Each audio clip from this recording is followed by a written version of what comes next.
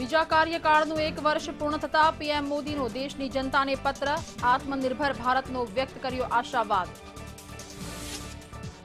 World health organisation સાથે તમામ સંબંધ તોડવાની અમેરિકી રાષ્ટ્રપતિ ટ્રમ્પની જાહેરાત, કહ્યું હું ઓર્ગેનાઇઝેશન એ ચીનની છે કઠપૂતળી। ચોથા દિવસે પણ અમદાવાદ એરપોર્ટ પરથી 4 ફ્લાઇટ રદ, તો સુરત એરપોર્ટ પર સ્પાઇસ જેટની 6 ફ્લાઇટ કેન્સલ। અમદાવાદમાં 24 કલાકમાં રેકોર્ડ બ્રેક, 468 દર્દી થયા સાજા, તો ગુજરાતમાં નવા 372 કેસ સાથે કુલ કેસનો આંક 15,944। સમગ્ર દેશમાં કોરોના વાયરસના 24 કલાકમાં નવા 8,134 કેસ પોઝિટિવ, તો દેશમાં રિકવરી રેટ વધતા નવા 11,729 દર્દીઓ સાજા થયા। અમેરિકામાં કોરોનાના સૌથી વધુ 17,45,000 કેસ, તો દુનિયાભરમાં કોરોના સંક્રમિત દર્દીની કુલ સંખ્યાનો આંક 59,16,000 પર।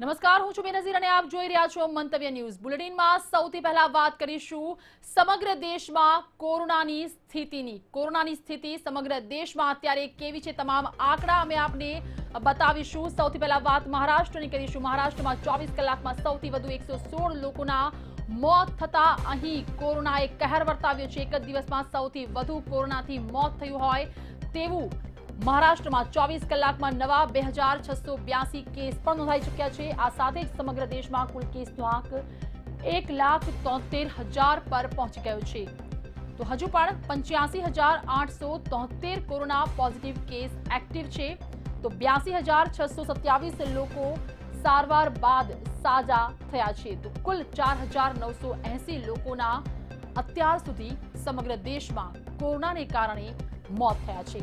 પરંતુ વાત અતિ ચોંકાવનારી, અતિ ચિંતિત મહારાષ્ટ્ર માટે, કારણ કે અહીં મૃત્યુઆંક સતત વધી રહ્યો છે।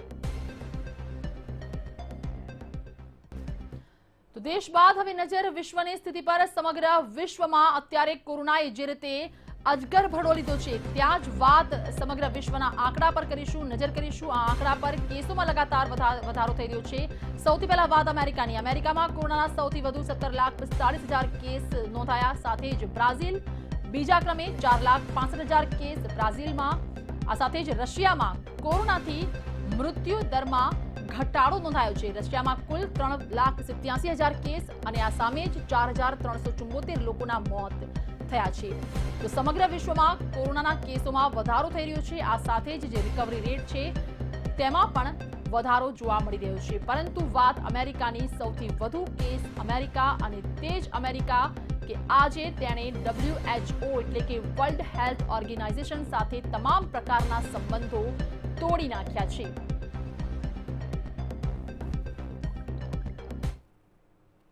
અને વાત હવે ગુજરાતની। ગુજરાતના આંકડા પર એક નજર કરીશું। ગુજરાતની સ્થિતિ કોરોનાને લઈને કેવી છે તે તમામ નજર ગુજરાતમાં છેલ્લા 24 કલાકમાં નવા 372 કેસ નોંધાયા છે, અને આ સાથે જ કુલ કેસનો આંકડો 15,944 પર પહોંચી ગયો છે। ગુજરાતમાં છેલ્લા 24 કલાકમાં 20 લોકો કોરોનાને કારણે મોતને ભેટ્યા છે। આ સાથે જ ડિસ્ચાર્જ થયેલા દર્દીઓની સંખ્યા પણ 608 છે, તો રિકવરી રેટ સુધર્યો છે સમગ્ર ગુજરાતનો।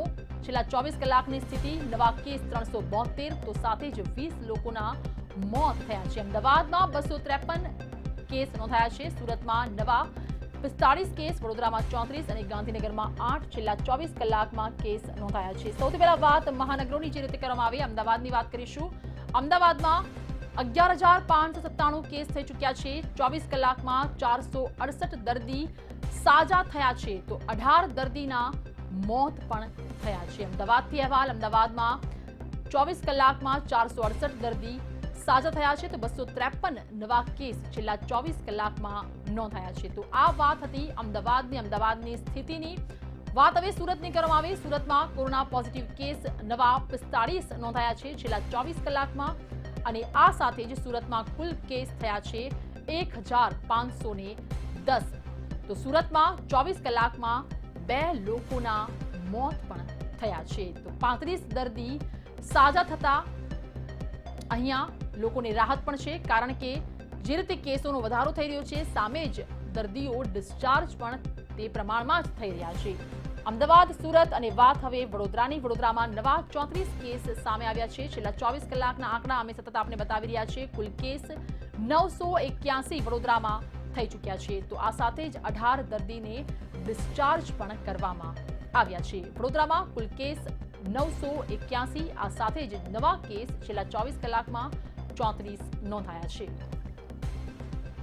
અને હવે નજર કરીશું સ્થિતિ ગાંધીનગરની. ગાંધીનગરમાં નવા 8 કેસ નોંધાયા છે. ગાંધીનગરમાં કુલ કેસ 249 થઈ ચૂક્યા છે.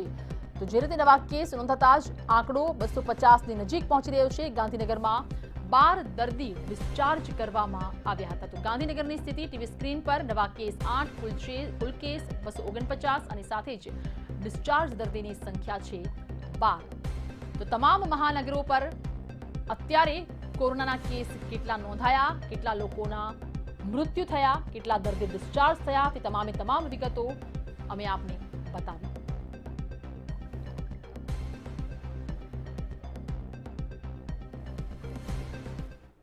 અમદાવાદનું ચોખા બજાર કે જે ગઈકાલથી શરૂ થયું છે અને આજે આ જ ચોખા બજારમાં ભીડ જોવા મળી રહી છે. જે રીતે અહેવાલો અમદાવાદથી પ્રાપ્ત થઈ રહ્યા છે, કાલુપુર ચોખા બજારમાં દુકાનો પર ભીડ જોવા મળી. ઓડ ઇવન નંબર મુજબ દુકાનો ખુલે છે, તેમ છતાં પણ અહીં ભારે ભીડ. દુકાનો પર સોશિયલ ડિસ્ટન્સિંગનો અભાવ જોવા મળ્યો. તો પોલીસ અને સીઆરપીએફનો કડક બંદોબસ્ત છે. જે રીતે પોલીસ અને સીઆરપીએફની સમગ્ર ટીમ ત્યાં તૈનાત છે. દુકાનો પર સોશિયલ ડિસ્ટન્સનો અભાવ જોવા મળી રહ્યો છે. પોલીસ છે, સીઆરપીએફની ટીમ છે, તેમ છતાં પણ સોશિયલ ડિસ્ટન્સનો અભાવ કેમ? કારણ કે ભારે ભીડ.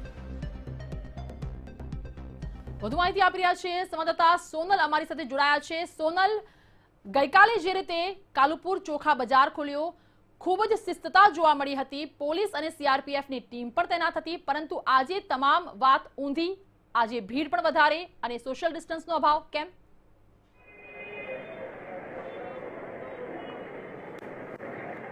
બેનજીર, અમે અત્યારે કાલુપુર ચોખા બજાર ખાતે છીએ. જો વાત કરીએ અહીંયાની માહોલની, તો હું આપને બતાવવા માંગીશ કે જોઈ શકો છો જે રીતે અહીંયા વ્યવસ્થા કરવામાં આવી છે. ઓડ ઇવન નંબર્સની સાથે સાથે એક વસ્તુ અહીંયા ખાસ નોંધવામાં આવે છે કે 2 દુકાનો છોડી અને ત્રીજી દુકાન ખોલવામાં આવે છે. ઓડ ઇવનની બદલીમાં એક નવી એમણે સ્ટ્રેટેજી અપનાવી છે, જે અંતર્ગત 2 દુકાનોને છોડી અને ત્રીજી દુકાનને ખુલ્લી રાખવામાં આવે છે. સાથે સાથે જ અહીંયા જે સોશિયલ ડિસ્ટન્સિંગનો અભાવ તો અત્યારે ચોક્કસપણે જોવા મળી જ રહ્યો છે. તમે જોઈ શકો છો લોકો માસ્ક બાંધીને ખરીદી કરવા માટે ચોક્કસ નીકળી રહ્યા છે, પણ ખરીદીના માહોલની વચ્ચે પણ લોકો સોશિયલ ડિસ્ટન્સિંગ જાળવવાનું ક્યાંક ને ક્યાંક ભૂલી રહ્યા છે. જો કે ચોખા બજારની બહાર અત્યારે જોઈ શકો છો સ્ક્રીન પર કે એરગન રાખવામાં આવી છે. માર્કેટમાં જેટલા લોકો જાય તે તમામનું સ્કેન જે છે તે ચેકિંગ કરવામાં આવે છે. જોઈ શકો છો અત્યારે જે રીતે ચેકિંગ કરવામાં આવી રહ્યું છે અને એક જે ગ્રાહક છે તેને ચેક કર્યા બાદ જ આગળ વધવા દેવામાં આવે છે અને તમામ લોકોને એરગન મારફત તેમનું તાપમાન ચેક કર્યા પછી જ આગળ વધવા દેવામાં આવે છે. આ એક પ્રકારની ચોકસાઈ આ ચોખા બજાર પૂરતી રાખવામાં આવી છે, પણ તે સિવાયના બહારના વિસ્તારની જો વાત કરીએ, બહારની દુકાનોની જો વાત કરીએ, તો જોઈ શકાય છે કે સોશિયલ ડિસ્ટન્સિંગનો સંપૂર્ણપણે અભાવ જોવામાં આવી રહ્યો છે. સીઆરપીએફ, પોલીસ અને બીએસએફ સહિતનો ચુસ્ત બંદોબસ્ત પણ અહીંયા બહાર લાગેલો છે અને તેમ છતાં પણ અત્યારે જે માહોલ જોવામાં આવી રહ્યો છે, સોશિયલ ડિસ્ટન્સિંગનો સંપૂર્ણ અભાવ અત્યારે દેખાઈ રહ્યો છે. અને આ સંદર્ભે વધુ વાતચીત કરવા માટે બેનઝીર અત્યારે ચોખા બજારના જે પ્રમુખ છે તે આપણી સાથે છે, નારાયણ ધીરવાણી આપણી સાથે છે. નારાયણભાઈ, જણાવશો કઈ રીતે અહીંયા જે સોશિયલ ડિસ્ટન્સિંગનો અત્યારે અભાવ જોવા મળી રહ્યો છે ચોખા બજારમાં, શું કહેશો? અભાવ મને તો અભાવ દેખાતો નથી. અભાવ તો અમે જેટલી બને તેટલી ટ્રાય કરીએ છીએ. આ બધું તાપમાન માપીએ છીએ અને બધું કરીએ છીએ. હું જાતે આવીને ઉભો રહું છું, એક દુકાનની હું વિઝિટ મારું છું. દુકાનો ખોલવાની જો વાત કરીએ તો ઓડ ઇવન નંબર્સ પ્રમાણે દુકાનો ખુલે છે કે કઈ રીતે, શું નિર્ણય લેવાયો છે બજાર તરફથી? અમારા બજાર તરફથી, કોર્પોરેશન તરફથી, પોલીસ તરફથી એવો નિર્ણય લેવામાં આવ્યો છે કે 2 દુકાન છોડીને 1 દુકાન ખોલવાની, 2 દુકાન છોડીને 1 દુકાન ખોલવાની. એટલે દર ત્રીજા દિવસે એક દુકાનવાળાને નંબર આવે એટલે અઠવાડિયામાં એક દુકાન 2 વાર ખુલી શકશે. અત્યારે નારાયણભાઈ, જો માલની અવેલેબિલિટીઝની વાત કરીએ, અનાજ કરિયાણું જે છે તેની ઉપલબ્ધતા કયા પ્રકારની છે? કેમ કે હમણાં થોડા સમયથી જો કે લોકડાઉન હળવું થયું છે, પણ ઉપલબ્ધતાની સાથે સાથે લોકોની માંગ પણ કેવી છે, શું કહેશો? લોકોની માંગ સારી છે, પણ અમે કેવું છે, અમે આ બજારો ખાલી કરી દીધા છે, કારણ કે અહીંયા બધું મળે છે, ડ્રાયફ્રૂટ મળે છે, કરિયાણું મળે છે, અનાજ મળે છે, કઠોળ મળે, બધું મળે છે. પણ અમને હજુ એ ખબર નથી કે 31મી તારીખે પછી શું આવવાનું. એટલે અમારી અડધી 50% દુકાનો ખાલી પડી છે, કારણ કે અમે એ માલો બધા કોલ્ડ સ્ટોરેજમાં ને બધે ત્યાં મૂકીને આવ્યા છીએ. 31 તારીખે ખબર પડે કે આના પછી શું પ્રોગ્રામ આવશે, એના પછી અમે હજુ માલ ભરીશું. અનાજ કઠોળ તો ડેલી આવે છે, ખાંડ ડેલી આવે છે, એમાં કોઈ તકલીફ નથી. પણ અમારે જે ડ્રાયફ્રૂટ છે, કરિયાણું છે, એ ધીરે ધીરે અમે 31 સોમવાર પછી અમે લાવીશું. તો બેનજી, તમે જોયું કે જે રીતે ચોખા બજારના પ્રમુખે વાત કરી કે 31મી તારીખ એટલે કે લોકડાઉન 4 નો જે છેલ્લો દિવસ છે અને 1લી તારીખથી જે નવો નિર્ણય આવનાર છે તેના પર સૌની નજર રહેલી છે. તેમણે કહ્યું કે 31મી પછી શું થશે તે તેમને ખબર નથી, માટે ડ્રાયફ્રૂટ સહિતની જે વસ્તુઓ છે તેનો સ્ટોક કરવાનું તેમણે હમણાં ઓછું કર્યું છે, બધું જ કોલ્ડ સ્ટોરેજમાં મૂકી દેવામાં આવ્યું છે, પણ દુકાનો સુધી તેને પહોંચાડવામાં આવ્યું નથી, કારણ કે 31મી સુધી જે લોકડાઉન છે તેના નિયમોને અનુસરવાનું છે, પણ 31મી પછી હવે સરકાર શું નિર્ણય લે છે તેના પર સૌની નજર ટકેલી છે. બને છે હું વધુ એક વખત કેમેરામેનને વિનંતી કરીશ કે તે આપને અહીંયાના વિઝ્યુઅલ્સ બતાવે અને ખાસ કરીને બહાર જે સુરક્ષા વ્યવસ્થા છે તે હું આપને બતાવવા માંગીશ. જોઈ શકો છો અહીંયા મેઇન રોડ પર જે રીતના દ્રશ્યો જોવામાં આવી રહ્યા છે, સુરક્ષા વ્યવસ્થા તો જોવામાં આવી જ રહી છે, પણ સાથે સાથે જ સોશિયલ ડિસ્ટન્સિંગનો અભાવ પણ સામે આવી રહ્યો છે. લોકો બેરોકટોક રીતે નીકળી રહ્યા છે, વાહનોનું પાર્કિંગ પણ તમે સામે જોઈ શકો છો. એવી રીતે પાર્કિંગ થયેલું છે કે જાણે લોકડાઉન છે જ નહીં અને લોકો બહાર નીકળી પડ્યા છે. સુરક્ષા વ્યવસ્થાની જો વાત કરીએ તો જોઈ શકો છો પોલીસ પણ છે અહીંયા સુરક્ષા વ્યવસ્થામાં, સાથે સાથે જ CRPF અને BSF પણ જોઈ શકાય છે. તમામ જે રીતે અહીંયા સુરક્ષા વ્યવસ્થાના પગલાં લેવામાં આવ્યા છે, BSFના જે મહિલા સૈનિકો છે તે પણ છે અને થોડી વારમાં જ અહીંયા DCP ઝોન 4ના જે નીરજ પડગુર્જર છે તે પણ અહીંયા પહોંચવાના છે. તમામ જે માહિતી છે જે બ્યુરો જાયજો લેવા માટે થઈને અહીંયા પણ અહીંયાની જે પરિસ્થિતિ અત્યારે જોવામાં આવી રહી છે, મેઇન રોડ પરની જે દુકાનો છે બેનઝીર, તેમાં જોઈ શકો છો કે સોશિયલ ડિસ્ટન્સિંગનું પાલન થઈ રહ્યું છે. જોઈ શકો છો જે રીતે લોકો અહીંયા લાઇનમાં ઊભા છે, મેઇન રોડ પરની આ દુકાન છે અને અહીંયા સોશિયલ ડિસ્ટન્સિંગનું પાલન કરાવવામાં આવી રહ્યું છે. પણ હમણાં જ તમે અંદરના બજારની અંદરના જે દ્રશ્યો જોયા ત્યાં સંપૂર્ણપણે જોઈ શકાયું કે ભીડ ઉમટેલી હતી અને સોશિયલ ડિસ્ટન્સિંગનો અભાવ જોવામાં આવ્યો હતો. પણ આ મેઇન રોડ પરના દ્રશ્યો છે, જોઈ શકો છો જે BSFના જવાનો છે, CRPF છે, પોલીસ પણ છે અહીંયા બંદોબસ્તમાં. તેમ છતાં પણ મેઇન રોડ સિવાય બેનઝીર જો અંદરની માર્કેટની વાત કરીએ તો ત્યાં સોશિયલ ડિસ્ટન્સિંગનો અભાવ જોવામાં આવી રહ્યો છે. જી બિલકુલ. સોનલ, ખરીદાર કરનાર જે વર્ગ છે, લોકો આવી પહોંચ્યા છે ત્યાં, તેમની સાથે વાતચીત કરવાનો પ્રયાસ કરશું. કઈ સમસ્યા તેમને નડી રહી છે?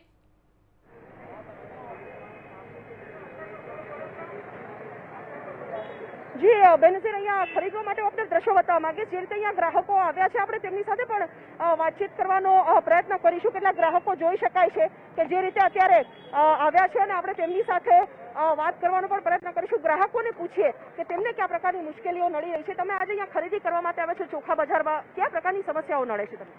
અહીંયા અમુક દુકાનો બંધ છે, અમુક દુકાનો ચાલુ છે, એટલે જે દુકાનેથી અમે જે ભરોસો હોય એ દુકાનેથી લઈએ તો અમને ગમે. હવે અત્યારે જે દુકાન ખુલી છે ત્યાંથી અમારે લેવું પડે છે, એટલા માટે મુશ્કેલીનો સામનો તો કરવો જ પડશે અત્યારે લોકડાઉનના હિસાબે. તમારે જે વસ્તુઓ જોઈએ છે તેનો પૂરતો સ્ટોક તમને મળી રહે છે ખરો કે પછી ધક્કા ખાવા પડે છે? મળી રહે છે, પણ અમુક વસ્તુ નથી મળતી, અમુક વસ્તુ મળે છે. ભાવની જો વાત કરીએ તો ગૃહિણી તરીકે તમે શું કહેશો? અત્યારે લોકડાઉન પહેલા જે ભાવ હતા એ જ ભાવે અત્યારે વસ્તુ અવેલેબલ છે? અમુક વસ્તુમાં મુશ્કેલી થાય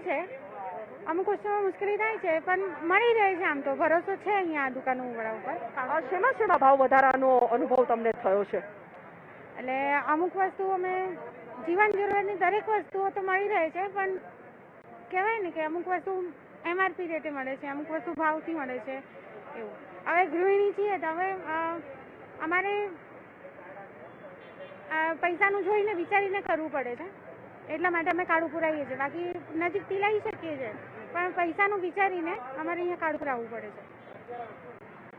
તો બેનઝીર, તમે જોયું કે ગ્રાહકોનું કહેવું છે કે વસ્તુઓની અવેલેબિલિટી છે ખરી, પણ તેમને અહીંયા ક્યારેક ધક્કા પણ ખાવા પડે છે અને ખાસ કરીને તેમણે એક મહત્વની બાબત એ પણ કહી કે કેટલીક વસ્તુઓ MRP થી મળે છે તો કેટલીક વસ્તુઓમાં ભાવ લૂંટવામાં પણ આવે છે, પણ કાલુપુરના હિસાબે અહીંયા હોલસેલ માર્કેટ હોવાથી તેમને ભાવમાં ફરક પડતો હોવાથી તેઓ અહીંયા ઘરનું બજેટ ના ખોરવાય તે માટે થઈને અહીંયા ખરીદી કરવા માટે પહોંચ્યા છે. બિલકુલ સોનલ, ખૂબ ખૂબ આભાર. અમારી સાથે જોડાયા, વાતચીત કરી, દ્રશ્યો બતાવ્યા, લોકો સાથે વાતચીત કરી તે બદલ આપનો ખૂબ ખૂબ આભાર. તો જે રીતે સોનલ અત્યારે અમદાવાદના કાલુપુર ચોખા બજાર ખાતે ઉપસ્થિત, અહીં 2 દુકાનો છોડીને એક દુકાન ખોલવામાં આવી છે, એટલે કે તમામ દુકાનદારો છે અઠવાડિયામાં માત્ર 2 દિવસ પોતાની દુકાન ખોલી શકે છે, એટલે અહીંના જે વેપારીઓ છે તેમને પણ નુકસાન તો થઈ જ રહ્યું છે, પરંતુ આ જ પદ્ધતિ અત્યારે થોડાક સમય સુધી અપનાવવી પડશે.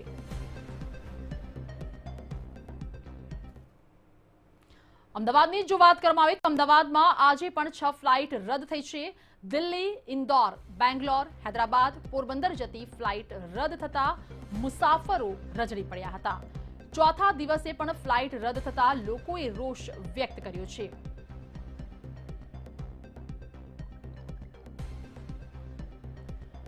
તો લગાતાર ચોથા દિવસે ફ્લાઇટ રદ થતા મુસાફરોને હાલાકી, કારણ કે ફ્લાઇટોમાં મુસાફરોની સંખ્યા જે છે તે ઓછી છે. અમદાવાદમાં આજે પણ 6 ફ્લાઇટ રદ થઈ છે. જે મુસાફરો એરપોર્ટ પર પહોંચી ચૂક્યા છે તે ખૂબ જ હાલાકી ભોગવી રહ્યા છે. અમદાવાદ એરપોર્ટ પર સતત ચોથા દિવસે ફ્લાઇટ્સ રદ થઈ રહી છે. જોઈ શકો છો અમદાવાદ એરપોર્ટ ખાતે પેસેન્જર્સ આવી રહ્યા છે, ફ્લાઇટ્સ પણ આવી રહી છે. તમામ નિયમોના પાલન સાથે અને સુરક્ષા વ્યવસ્થાની વચ્ચે પેસેન્જર્સનું આવાગમન અહીંયા ચાલુ છે. જો કે ફ્લાઇટ્સ રદ થવાનો જે સિલસિલો છે તે આજે ચોથા દિવસે પણ જારી છે. બેંગ્લોર, હૈદરાબાદ, ઇન્દોર, પોરબંદર સહિતની જે ફ્લાઇટ્સ છે તે મળી અને 6 જેટલી ફ્લાઇટ્સ આજના દિવસ દરમિયાન રદ કરવામાં આવી છે. ખાસ કરીને પેસેન્જર્સ અત્યારે ફ્લાઇટ્સમાં આવવાનું જે અનુચિત નથી માની રહ્યા તેની પાછળનું જો મુખ્ય કારણ જોઈએ તો ક્વોરન્ટાઇનનો જે સમયગાળો છે, ક્વોરન્ટાઇન થવાની જે વાત છે તેનાથી કદાચ ગભરાય અને પેસેન્જર્સ જે છે તે આવવા જવાનું ટાળી રહ્યા છે અને તેના પગલે ફ્લાઇટ્સ રદ થઈ રહી હોવાનું પણ સામે આવી રહ્યું છે. 14 દિવસ માટે થઈને દરેક શહેરમાં જે આવાગમન કરે છે પેસેન્જર્સ તેમને ક્વોરન્ટાઇન થવાનું હોવાથી પણ પેસેન્જર્સની સંખ્યા સતત ઘટી રહી છે. કેમેરામેન યોગેશ જયસ્વાલ સાથે સોનલ રનડકટ, મંતવ્ય ન્યૂઝ, અમદાવાદ.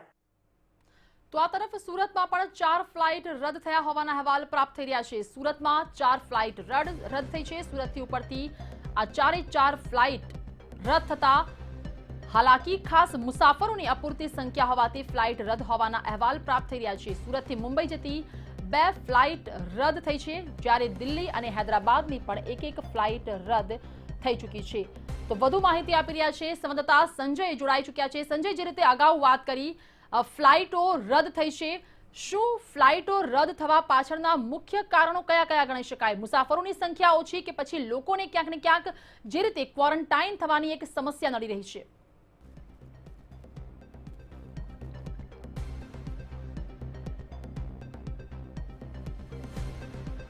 કેન્દ્ર સરકાર દ્વારા જ્યારથી ડોમેસ્ટિક ફ્લાઇટને પરમિશન આપવામાં આવી છે ત્યારથી વારંવાર ફ્લાઇટો રદ થઈ રહી છે. સુરતના એરપોર્ટના દ્રશ્યો આપને પહેલાં બતાવી દઉં કે એરપોર્ટ પર લોકોની અવરજવર નહીં બરાબર છે, કારણ કે ફ્લાઇટો રદ થઈ રહી છે. જે પ્રમાણે પ્રવેશ દ્વાર આપ જોઈ રહ્યા છો, લોકો અહીંથી પ્રવેશ કરતા હોય છે, ત્યારબાદ અંદરથી તેઓ ફ્લાઇટમાં બેસીને પોતાના ડેસ્ટિનેશન પર જતા હોય છે. સુરતથી જે અન્ય શહેરો છે દેશના, ત્યાં ફ્લાઇટો શરૂ કરવા માટે પરવાનગી તો આપી દેવામાં આવી છે, પરંતુ અહીં લોકોની જે સંખ્યા છે, મુસાફરોની સંખ્યા ખૂબ જ ઓછી છે. બહારના દ્રશ્યો આપણે બતાવી દઉં, ટિકિટ વિન્ડો છે, અહીં એક પણ વ્યક્તિ જોવા નથી મળી રહ્યો. આજે જે ફ્લાઇટ હતી, 4 ફ્લાઇટો આજે કેન્સલ થઈ છે. ગઈકાલે પણ 4 જેટલી ફ્લાઇટો રદ કરવામાં આવી હતી. રદ થવા પાછળનું મુખ્ય કારણ એક જ સામે આવી રહ્યું છે કે એરલાઇન્સ કંપનીઓ જે છે તેમને પૂરતા પ્રમાણમાં મુસાફરો નથી મળી રહ્યા. એટલે કહી શકાય કે 2 થી 5 મુસાફરોને લઈને ફ્લાઇટ મોકલવી તેમને પરવડે તેમ ન હોવાને કારણે રદ કરવામાં આવી રહી છે. પરંતુ મુસાફરોની જો વાત કરીએ તો જે 5-6 મુસાફરો જવા માટે રેડી હોય છે તેઓને હાલાકી ચોક્કસ પડી રહી છે, કારણ કે ફ્લાઇટ જ રદ થતી આવી છે. આજે સુરતથી મુંબઈ તરફ જતી 2 ફ્લાઇટો રદ કરી દેવામાં આવી છે. સાથે સાથે સુરતથી દિલ્હીની 1 ફ્લાઇટ અને સુરતથી હૈદરાબાદની 1 ફ્લાઇટ જે છે એ રદ કરી દેવામાં આવી છે. એટલે જે સ્ટાફ છે એર કંપનીનો તે સ્ટાફ તો અહીં આવી રહ્યો છે. આજે એક ફ્લાઇટ 1 વાગે સુરતથી દિલ્હી તરફ રવાના થનાર છે. ઇન્ડિગોની આ ફ્લાઇટ છે. સ્પાઇસ જેટની આજે એક પણ ફ્લાઇટ ઓપરેટ થઈ નથી રહી. એટલે કહી શકાય કે લોકો જવા માટે તૈયાર નથી ને પ્રમુખ કારણ એક જ સામે આવી રહ્યું છે કે જે પણ શહેરમાં ગયા બાદ 14 દિવસ જે હોમ ક્વોરન્ટાઇન થવાની વાત છે એના લીધે મુસાફરોની સંખ્યા ઓછી છે એવું પણ કહી શકાય. સાથે સાથે જો એરલાઇન્સની વાત કરીએ તો કંપનીઓ પણ ખોટમાં રહીને ફ્લાઇટનું સંચાલન કરવા માટે તૈયાર નથી, કારણ કે 10થી ઓછા મુસાફરો હોય તો ફ્લાઇટ તેઓ નથી મોકલી રહ્યા, ફ્લાઇટ કેન્સલ કરી રહ્યા છે. અને સુરત શહેરમાં હાલ તો પરિસ્થિતિ એ જ છે. જે પ્રમાણે દ્રશ્યો પણ આપણે જોયા કે એરપોર્ટ પર માત્ર સુરક્ષા જવાનો છે, માત્ર જે એરલાઇન્સ કંપનીઓના કર્મચારીઓ છે તેઓની જ આવાજાહી જોવા મળી રહી છે. મુસાફરોની અવરજવર નથી જોવા મળી રહી અને ફ્લાઇટો વારંવાર રદ થઈ રહી છે. બિલકુલ સંજય, ખૂબ ખૂબ આભાર. તમામ માહિતી આપી, દ્રશ્યો બતાવ્યા તે બદલ. તો સુરતના એરપોર્ટ પર અત્યારે અમારા સંવાદદાતા સંજય ઉપસ્થિત છે. કાગડા જેમ કહી શકાય ઉડી રહ્યા છે અત્યારે સુરતના એરપોર્ટ પર, કારણ કે લોકોને હવે મુસાફરી નથી કરવી. તો મુસાફરી નથી કરવી અને આ સાથે જ જે મુસાફરીમાં તકલીફ પડી રહી છે તેના કારણે પર લોકો હવે ફ્લાઇટમાં જવાનું પસંદ નથી કરી રહ્યા અને તેના જ કારણસર સ્ટાફ આવી રહ્યો છે, પોલીસ પણ તૈનાત છે, તમામ પ્રકારના નિયમોનું પાલન પણ થઈ રહ્યું છે. તેમ છતાં પણ લોકોની પાંખી હાજરી, એકલ દોકલ મુસાફરો, અને તે જ મુખ્ય કારણ છે કે અહીંથી જે ફ્લાઇટ ઉપડનાર હતી તે રદ થઈ રહી છે. સુરતથી 4 ફ્લાઇટ ઉપડનાર હતી તે રદ થઈ ચૂકી છે. મુસાફરોની અપૂરતી સંખ્યા અને મુસાફરોને જે હાલાકી, ખાસ ક્વોરન્ટાઇન 14 દિવસ સુધી તેમને હોમ ક્વોરન્ટાઇન રહેવાની જે વાત છે તે સૌથી વધુ સમસ્યા સામે આવી રહી છે અને તેના કારણસર જ જે ફ્લાઇટનું બુકિંગ છે તે રદ થઈ રહ્યું છે. તો જે રીતે સુરત એરપોર્ટના આપ દ્રશ્યો જોઈ રહ્યા છો, વાત સુરતની હોય, વાત અમદાવાદની હોય કે પછી રાજકોટની, મોટા ભાગે લોકો હવે પ્લેનમાં મુસાફરી કરવાનું ટાળી રહ્યા છે અને તેના કારણસર જ ફ્લાઇટ એક બાદ એક રદ થઈ રહી છે. તો વાત હવે રાજકોટની કરીએ. રાજકોટ એરપોર્ટ પર ફ્લાઇટનું આગમન. જી હા, મુંબઈથી સ્પાઇસ જેટની ફ્લાઇટ રાજકોટ પહોંચી, કારણ કે રાજકોટ એરપોર્ટ પર ફ્લાઇટનું આગમન થયું છે અને આ ફ્લાઇટ આવી છે મુંબઈથી. રાજકોટના એરપોર્ટ પર વિદેશથી આવેલા મુસાફરને લઈને તંત્ર ક્યાંક ને ક્યાંક એલર્ટ છે, કારણ કે આ જે ફ્લાઇટ છે તેમાં કેટલાય મુસાફરો વિદેશથી મુંબઈ પહોંચ્યા હતા અને મુંબઈ થકી હવે તેઓ રાજકોટ આવી રહ્યા છે. તો રાજકોટથી અમારા સંવાદદાતા મયુર જોડાયા છે, રાજકોટ એરપોર્ટ ખાતે ઉપસ્થિત છે. મયુર, જે રીતે અગાઉ પણ આપણે વાત કરી, રાજકોટ એરપોર્ટ પર અત્યારે ફ્લાઇટનું આગમન થયું છે. મુંબઈથી ફ્લાઇટ આવી છે, 40 થી 45 જેટલા મુસાફરો આવી ચૂક્યા છે. વાત વિદેશી મુસાફરોની કરવામાં આવે તો કેટલા વિદેશી મુસાફરો જે મુંબઈ થકી રાજકોટ આવી રહ્યા છે?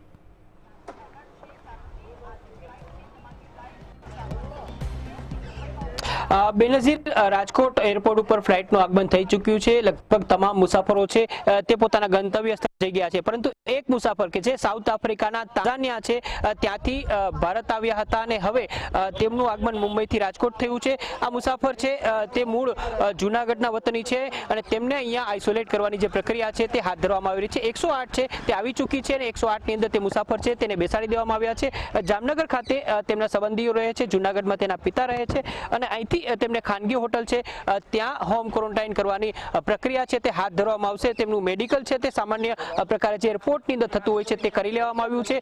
પીપીપી કિટ સાથે તમામ મુસાફરોને ચેક કરવામાં આવ્યા હતા, તે જ પ્રકારે આ મુસાફરને પણ ચેક કરવામાં આવ્યા છે. 108 છે તેની અંદર જે 108 નો સ્ટાફ છે તે પણ ખાસ પ્રકારની કિટ સાથે, જે ખાસ 108 કોરોનાને લઈને જે લોકો બહારથી આવે છે તેમના માટે તૈયાર કરવામાં આવી છે, ખાસ આઇસોલેટ કરવામાં આવી છે. આ 108 ની અંદર જ આ મુસાફર છે તેને બેસાડી દેવામાં આવ્યા છે અને હવે એરપોર્ટની નજીક આવેલી જે હોટેલ છે ત્યાં તેમને ક્વોરન્ટાઇન કરવામાં આવશે. 14 દિવસનો જે ક્વોરન્ટાઇનનો સમય સમયગાળો છે તેમાં 7 દિવસ સુધી તેમને ફરજિયાતપણે ખાનગી જગ્યાએ ક્વોરન્ટાઇન થવું પડશે. ત્યારબાદ તેમને તેમના ઘરે બીજા 7 દિવસ રહેવું પડશે. એટલે 14 દિવસનો જે ક્વોરન્ટાઇનનો પીરિયડ છે તે પસાર કરવો પડશે. સૌથી ચોંકાવનારી બાબત એ છે કે વિદેશથી આવેલા જે મુસાફરો હોય છે તેમને ફરજિયાતપણે પોતાની ટ્રાવેલ હિસ્ટ્રી જે તે એરપોર્ટ ઉપર ઉતરે ત્યારે ત્યાં આપવી પડતી હોય છે. પરંતુ અહીંયા ચૂક જોવા મળી છે. આ અંગે જે જાણ છે તે સ્થાનિક તંત્રને થઈ હતી.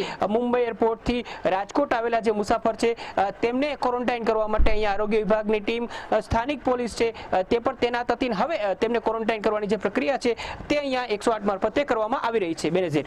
જી મયુર, ખૂબ ખૂબ આભાર અમારી સાથે જોડાયા, વાતચીત કરી, દ્રશ્યો બતાવ્યા તે બદલ. તો રાજકોટ પર કંઈક અલગ જ દ્રશ્યો, કારણ કે અહીંયા જે મુંબઈથી ફ્લાઇટ આવી છે તેમાં એક મુસાફર વિદેશથી આવેલ છે, પરંતુ 108 મારફતે તેને ખાનગી હોટેલમાં ક્વોરન્ટાઇન કરવામાં આવશે. 14 દિવસ સુધી તેને આ ખાનગી હોટેલમાં ક્વોરન્ટાઇન કરવું પડશે. અને આ જ તમામ મુસાફરોનું થર્મલ સ્ક્રીનિંગ, આ સાથે જ તમામ પ્રકારની ચકાસણી અને તમામ નિયમોના પાલન સાથે મુંબઈથી રાજકોટ સુધી ફ્લાઇટ આવી પહોંચી છે. તો એરપોર્ટ પર પોલીસની સઘન સુરક્ષા વ્યવસ્થા, આ સાથે જ તમામ લોકો કે જેઓ મુંબઈથી આવ્યા છે, મુંબઈ કે જ્યાં અત્યારે કોરોના કેસનો રાફડો ફાટ્યો છે, લગાતાર કેસોનો વધારો થઈ રહ્યો છે, અને આવા જ મુંબઈમાંથી અત્યારે રાજકોટમાં આ ફ્લાઇટ આવી પહોંચી છે. એટલે ક્યાંક ને ક્યાંક રાજકોટવાસીઓ માટે, રાજકોટ માટે એક ચિંતા પણ છે.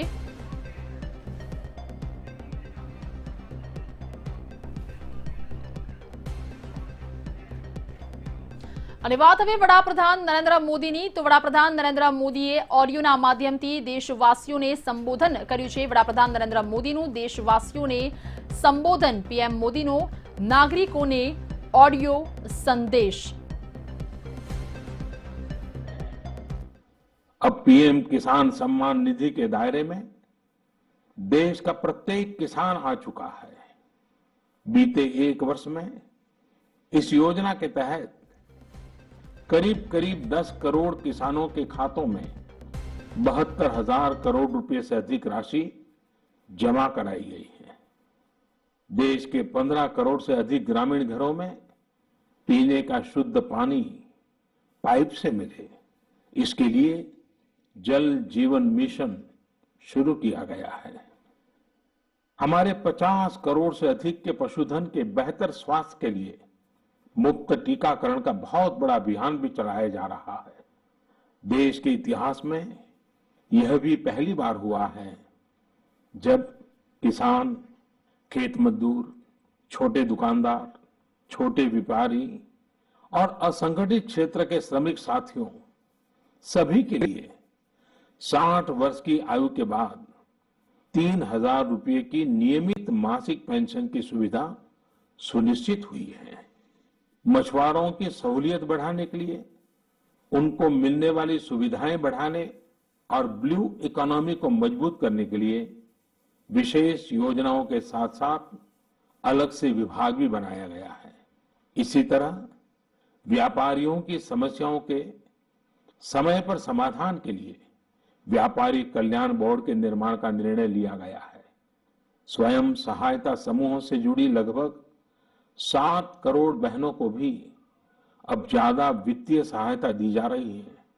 हाल में ही स्वयं सहायता समूहों के लिए बिना गारंटी के ऋण को 10 लाख से बढ़ाकर 2 गुना यानी 20 लाख कर दिया गया है।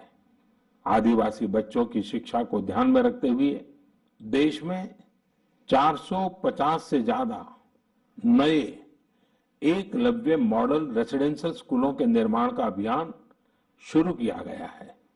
सामान्य जन के हित से जुड़े बेहतर कानून बने, इसके लिए भी बीते वर्ष में तेज गति से कार्य हुआ है।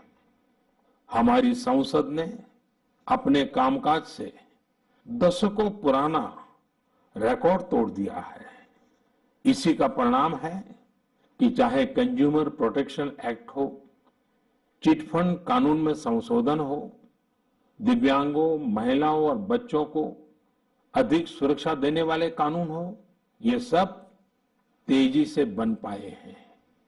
सरकार की नीतियां और निर्णयों की वजह से शहरों और गांवों के बीच जो खाई है वो कम हो रही है।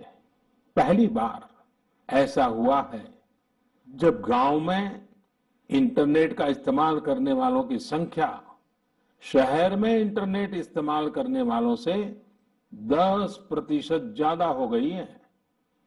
देश हित में किए गए इस तरह के ऐतिहासिक कार्यों और निर्णयों की सूची बहुत लंबी है।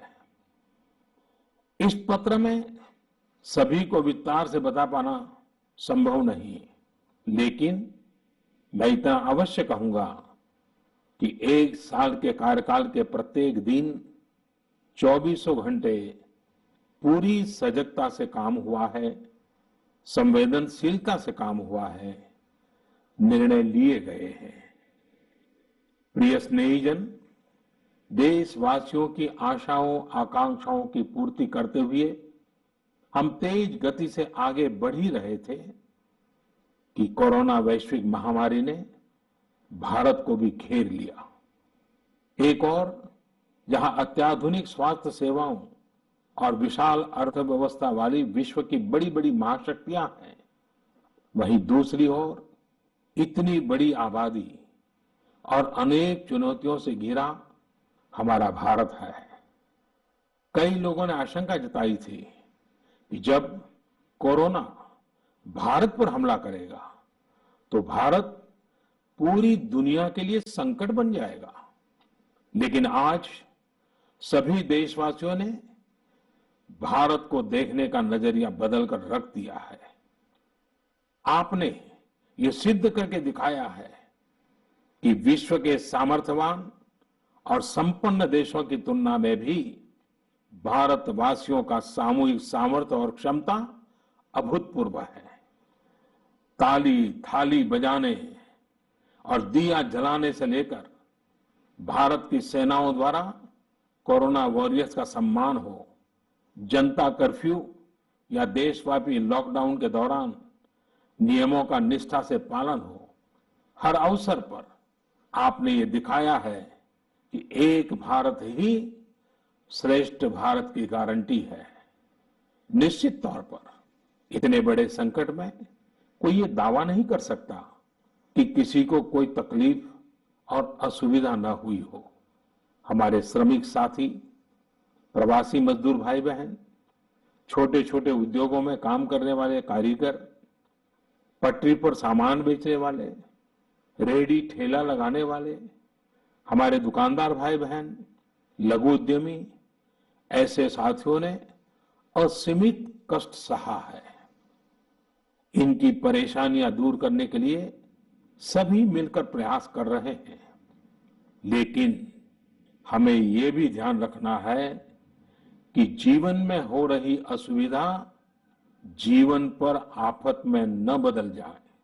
इसके लिए प्रत्येक भारतीय के लिए प्रत्येक दिशा निर्देश का पालन करना बहुत आवश्यक है। जैसे अभी तक हमने धैर्य और जीवटता को बनाए रखा है, वैसे ही उसे आगे भी बनाए रखना है। एक बड़ा कारण है कि भारत आज अन्य देशों की तुलना में ज्यादा संभली हुई स्थिति में है। ये लड़ाई लंबी है, लेकिन हम विजय पथ पर चल पड़े हैं और विजयी होना हम सबका सामूहिक संकल्प है। अभी पश्चिम बंगाल और ओडिशा में आए अम्फान चक्रवात के दौरान जिस हौसले के साथ वहां के लोगों ने स्थितियों का मुकाबला किया, चक्रवात से होने वाले नुकसान को कम किया, वह भी हम सभी के लिए एक बड़ी प्रेरणा है।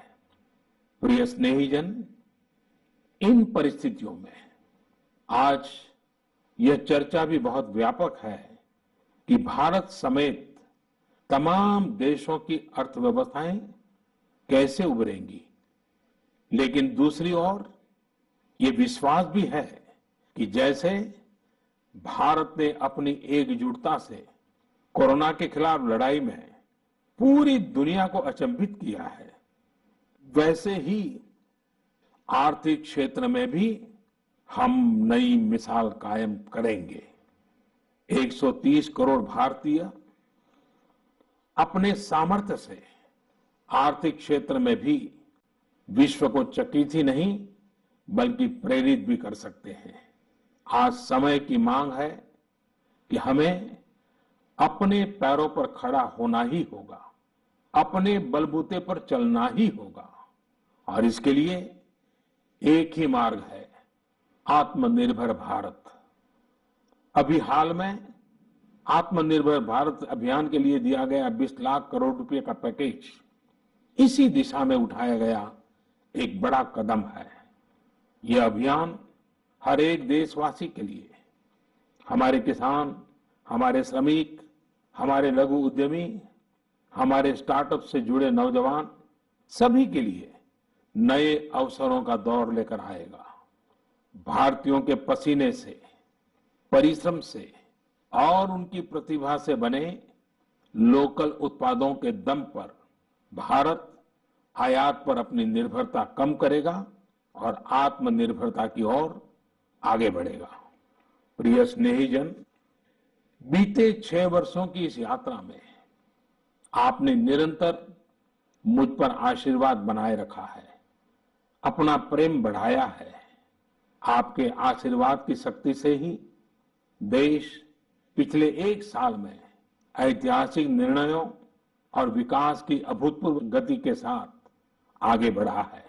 लेकिन फिर भी मुझे पता है कि अब भी बहुत कुछ करना बाकी है। देश के सामने चुनौतियां अनेक हैं, समस्याएं अनेक हैं।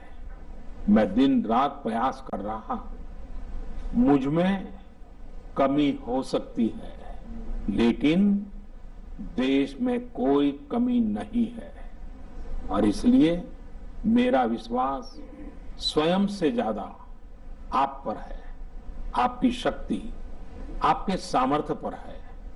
मेरे संकल्प की ऊर्जा आप ही है। आपका समर्थन, आपका आशीर्वाद, आपका स्नेह ही है।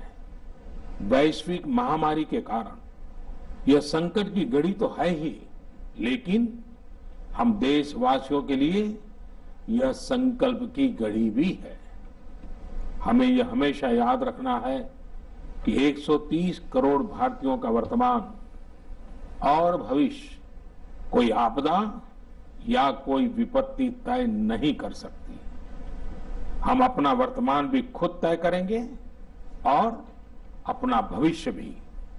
हम आगे बढ़ेंगे, हम प्रगति पथ पर दौड़ेंगे, हम विजयी होंगे। हमारे यहां कहा गया है, कृतम में दक्षिणे हस्ते जयो में सभ्य आहिता, यानी हमारे एक हाथ में कर्म और कर्तव्य है तो दूसरे हाथ में सफलता सुनिश्चित है।